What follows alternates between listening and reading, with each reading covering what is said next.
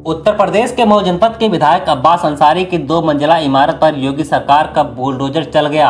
3 थानों के फोर्ट सहित एक कंपनी पीएससी की मौजूद में बुलडोजर उनकी मौजूदगी में चला है।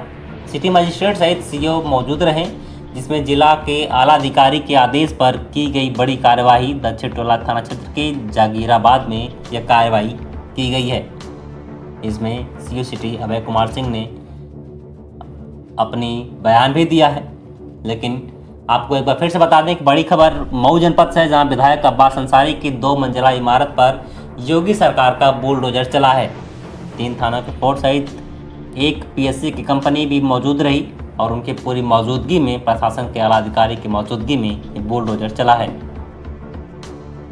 विधायक अब्बास अंसारी जो कि मुख्तार अंसारी के बेटे हैं और इस बार विधायक बने थे। फिलहाल वे जेल में बंद हैं, लेकिन उनके 2 मंजिला इमारत पर योगी सरकार का बुलडोजर चला है।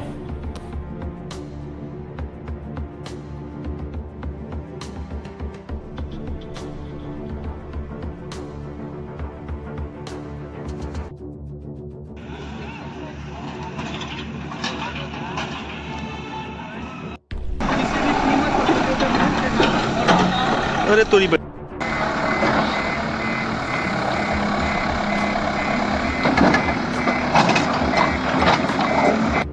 बजे लग रहा है इसी के ऊपर देखवाता भी।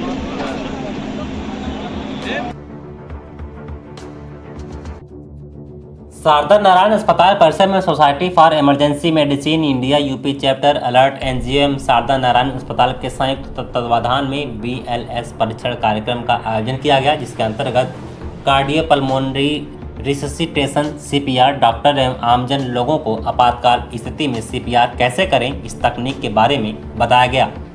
CPR का फुल फॉर्म कार्डियोपल्मोनरी रिससिटेशन है।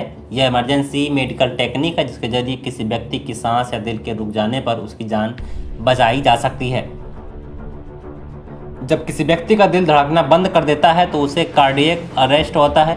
कार्डियक अरेस्ट के दौरान हृदय, मस्तिष्क और फेफड़ों सहित शरीर के बाकी हिस्सों में खून पंप नहीं कर सकता है। उपचार के बिना मृत्यु मिनटों में हो सकती है। CPR में मरीज की छाती पर दबाव बनाया जाता है, जिससे ब्लड फ्लो को बेहतर बनाने में मदद मिल सकती है। ये बातें अलर्ट संस्था चेन्नई से आए CPR ट्रेनर रेखा श्री कुमार ने कही है। Society for emergency medicine India UP chapter के अध्यक्ष डॉक्टर सुजीत ने बताया कि पूरे उत्तर प्रदेश में सेमी द्वारा ऐसे अभियान चलाए जा रहे हैं और हमारा उद्देश्य यह है कि हम घर घर में कम से कम 1 लोगों को CPR देना आना चाहिए, जिससे कार्डियक अरेस्ट होने से या उनके होने वाली मृत्यु को उनमें कमी लाई जा सके।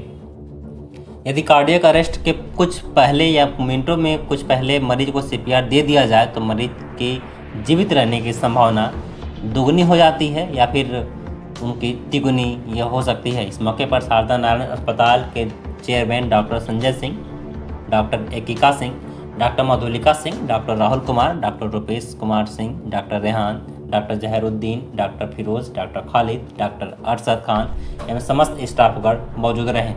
कि हम हार्ट को पंप करें, क्योंकि हमारी जो पंपिंग स्टेशन है वो हार्ट है। तो इसीलिए अगर कुछ भी नहीं समझ में आता है तो वो सडनली जिस ग्राम न्यायालय के लिए आप आंदोलन करते थे और जिस ग्राम न्यायालय का भाव रेखा करते थे वो हकीकत रूप में सरकार रूप में बलिया में रखा हुआ है और हमारे एक दिन के पीछे लगता साल है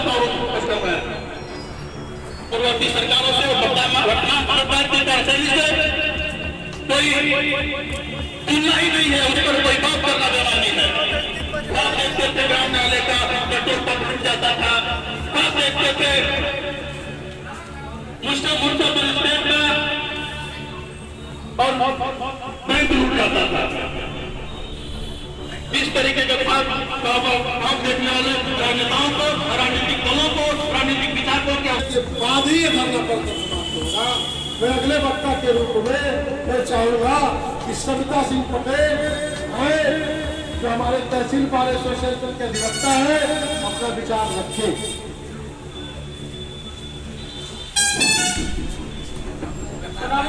अध्यक्ष जी, संचालक महोदय और मेरे वरिष्ठ अधिवक्ता साथियों, दूर दराज से आए हुए पदाधिकारीगण, मैं सबका स्वागत, वंदन एवं अभिनंदन करती हूँ। इसी के साथ मैं कुछ चाहती हूँ कि नारा बोला जाए ताकि हम लोगों के बीच में कुछ गर्मी और जोश आए। और हमारे इस मंच के संचालक लक्ष्मण पांडे जी और इस धरना स्थल की अध्यक्षता कर रहे हमारे बड़े भाई राणा प्रताप सिंह जी, हमारे जुझारू नेता अमरनाथ सिंह जी, हमारे इस मंच के और इस धरना सभा के स्थल पर उपस्थित हमारे सभी पदाधिकारीगण। नमस्कार, मैं हूं मुरली मनोहर। आप देख रहे हैं नेशनल कवरेज। तो नेशनल कवरेज के जी है तो जहां है सेहत कार्यक्रम में आपका स्वागत है। आज हम आपको एक ऐसे शख्सियत से मिलवाने जा रहे हैं जो पूर्वांचल के जाने माने वरिष्ठ सर्जन हैं, डॉक्टर सरफराज अहमद साहब, जो समीर हॉस्पिटल जो है के डायरेक्टर भी हैं, जो मऊ में है। तो आइए हम डॉक्टर सरफराज अहमद साहब से बात करते हैं गॉल ब्लैडर में पथरी के बारे में, कि गॉल ब्लैडर में जो पथरी होता है वो क्यों होता है, उसके लक्षण क्या हैं, उसका प्रारंभिक रोकथाम क्या है और उसे कैसे बचाया जा सकता है। तमाम बिंदुओं पर बातचीत करने के लिए हमारे साथ जो है पूर्वांचल के जाने माने सर्जन डॉक्टर सरफराज अहमद साहब जुड़ चुके हैं। डॉक्टर साहब, आपका नेशनल कवरेज में बहुत बहुत स्वागत है। डॉक्टर साहब, जो गॉल ब्लैडर होता है उसमें जो पथरी होती है वो क्यों होती है, उसका लक्षण क्या होता है, उसे कैसे रोका जा सकता है?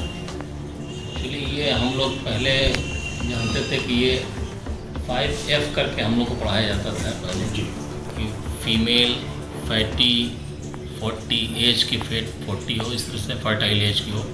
तो कहने का मतलब ज़्यादातर फीमेल्स में होता है 40 इयर्स के अराउंड, और जो फैटी डाइट्स पे रहती हैं। तो लेकिन अब आजकल काफ़ी क्राइटेरिया बदल गया है। अब ये कोई ज़रूरी नहीं है कि सिर्फ वैसे ही, हर एज ग्रुप में पाया जाने लगा है, और हर दोनों मेल हो फीमेल हो दोनों में सब में मिलता है। इसका बहुत कुछ खान नहीं है, लेकिन दूसरा ग्रुप कहता है कि नहीं, उसको ऑपरेट करा लेना चाहिए। बहुत दिनों तक ऐसे छोड़े रहना भी, उसमें रगड़ खाते खाते कुछ प्रॉब्लम होने की संभावना होती है। ऐसा भी हो सकता है क्या कि गॉल ब्लैडर से जो है अगर बहुत ज़्यादा दिन तक रह जाए तो कैंसर का भी रूप पकड़ सकता है? वही बात मैं कह रहा था आपसे कि बहुत ज़्यादा दिन तक पड़ी रह जाती है, तो उसकी वजह से रगड़ खाने से उसमें थोड़ा सूजन बढ़ता है, और सूजन की वजह से हो सकता है कभी किसी के केस में, सब में नहीं, बहुत कम ऐसे केसेस देखे गए हैं जिसमें कैंसर हो जाते हैं। तो आप सुन रहे थे डॉक्टर सरफराज अहमद साहब को। डॉक्टर सरफराज अहमद साहब जो है पूर्वांचल के जाने माने जो है सर्जन हैं और जाने माने चिकित्सक हैं। आपका हॉस्पिटल जो है नियर बुनाई विद्यालय शहादतपुरा मऊ में है, समीर हॉस्पिटल के नाम से जो है जाना जाता है। बहुत पुराना हॉस्पिटल है, और डॉक्टर साहब का भी अनुभव जो है सर्जरी के मामले में जो है बहुत ही पुराना है और बहुत ही अनुभवी सर्जन है डॉक्टर सरफराज अहमद साहब। मुरली मनोहर पांडे के साथ प्रिंस की खास रिपोर्ट। आप बने रहिए मेरे साथ, देखते रहिए नेशनल कवरेज। हम फिर कल हाजिर होंगे किसी दूसरे डॉक्टर के साथ किसी दूसरे रोग पे चर्चा करने के लिए।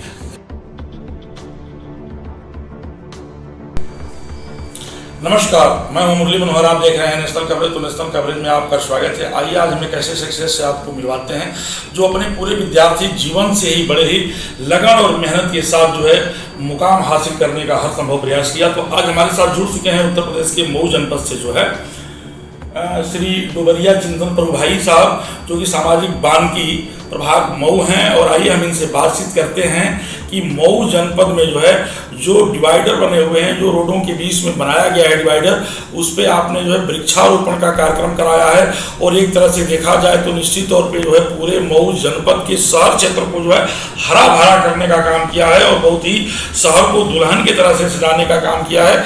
इसके साथ ही आपके द्वारा जो है पूरे जनपद के सभी विकास खंडों में जो है लगातार जो है वन क्षेत्र के तरफ जो है कार्य हो रहा है और वन संपदा को जो है बढ़ाया जा रहा है।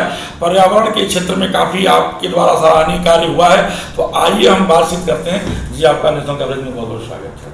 धन्यवाद धन्यवाद सर, सबसे पहले तो हम आपको बधाई देंगे कि मऊ जनपद में जो रोडों के बीच में डिवाइडर बना हुआ है उसमें काफ़ी वृक्षारोपण हुआ है। और वृक्षारोपण ही नहीं हुआ है, वो सारे बचा भी लिए गए हैं, वो सब तैयार भी हो रहे हैं। और हमको लगता है कि आने वाले समय में मऊ एकदम हरा भरा हो जाएगा। ये सोच कैसे लगी?